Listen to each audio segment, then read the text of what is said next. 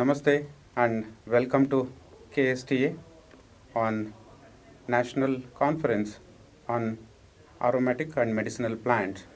It is indeed my privilege to be here, to be part of the team as one of the speakers. I am Prakash KV.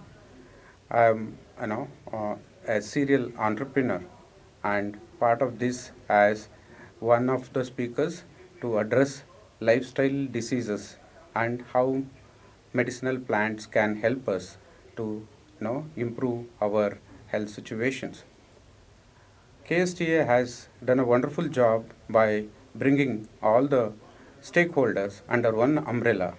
And it is not just a conference, it is an amazing opportunity for all of us to discuss with various scientists, stalwarts in the domain.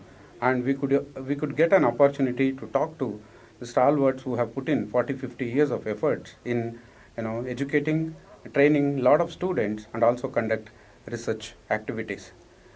It is an opportunity for all the students and research scholars here and very interesting sessions going on, and I thank team KSTA for getting all of us together here. And Indian medicinal plants are very important for future of mankind. Thanks to one and all.